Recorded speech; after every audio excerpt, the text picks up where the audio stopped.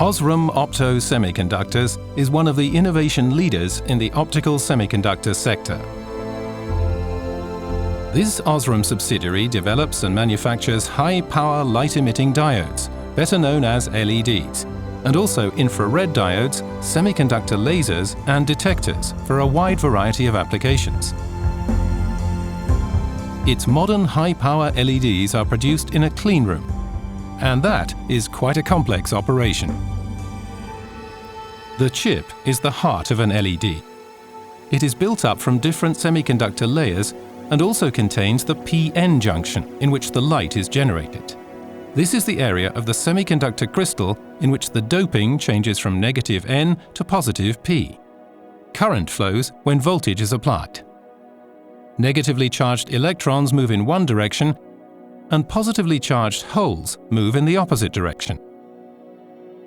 Where these electrons and holes meet, energy is released in the form of light particles known as photons.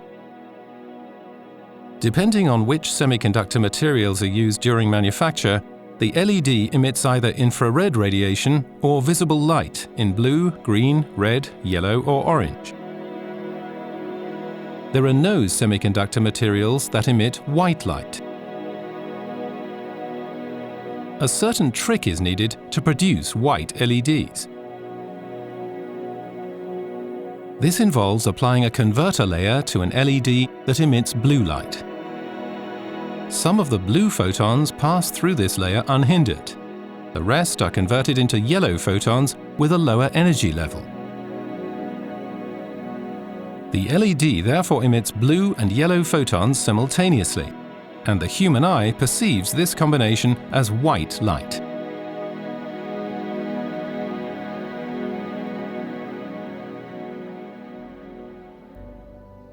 At OSRAM Opto Semiconductors, the semiconductor chips are produced in the clean rooms at the headquarters in Regensburg, Germany, in Penang, Malaysia, and at a later date also in Kulim, Malaysia. The processes used are those originally developed for the fabrication of silicon chips, and they are largely automated. Single crystal substrates are the starting material for fabricating chips. The layer structures needed for the light-emitting diodes are deposited on these substrate wafers under controlled conditions.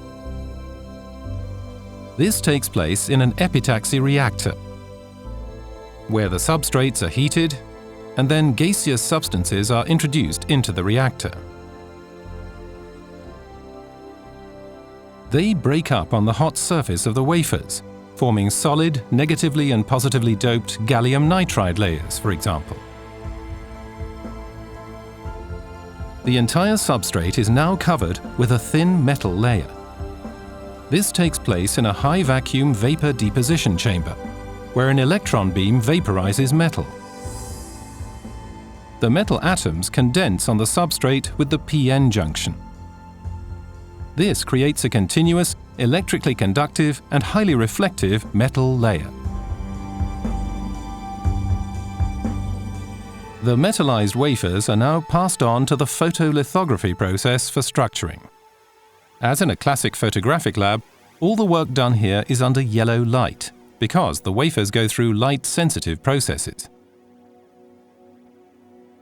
The first step involves depositing a thin photoresist layer on the wafers, uniformly distributed over the entire surface and cured by the effect of heat. The light-sensitive layer is then exposed to light passing through a photomask. The exposed areas of the layer undergo a photochemical change.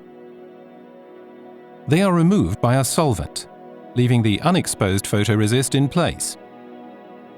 In this way, tiny structures are created on the wafer. Incidentally, the photoresist is only a few micrometers thick, corresponding to a fraction of the thickness of a human hair.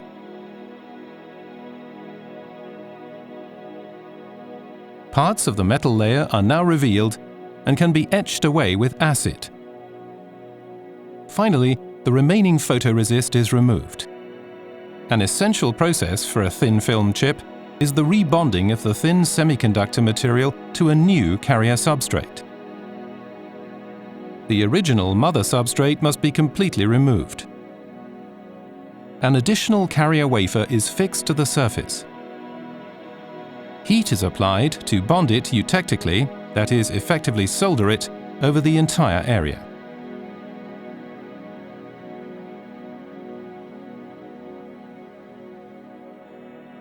The original substrate can now be removed. This takes place in the laser lift-off apparatus. A high-energy laser beam penetrates the wafer as far as the gallium nitride layer and decomposes it so that the substrate can be removed.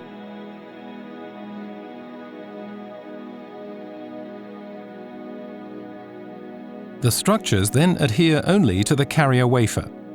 The PN junction, in other words that part that is responsible for light emission, is now close below the surface. In thin-film technology, the surface of the chip is roughened, so that the light generated in the diode can be efficiently extracted.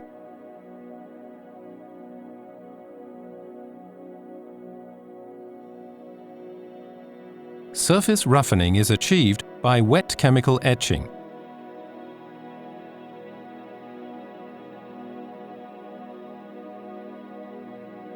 A passivation layer is then applied, which protects the surface from external environmental factors such as moisture.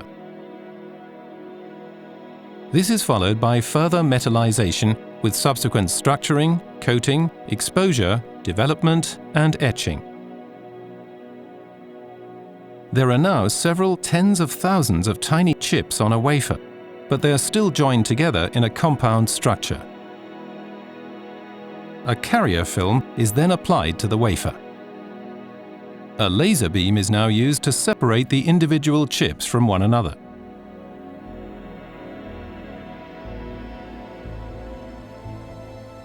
The electrical and optical properties of each and every chip are checked in the Quality Control Department of OSRAM Opto Semiconductors. Faulty chips are identified and registered so that they can be discarded. When the chips are mounted in the LED package, the electrical supply is connected to the contact pads on the surface via fine wire. The LED is now complete and ready to be used in a wide variety of applications.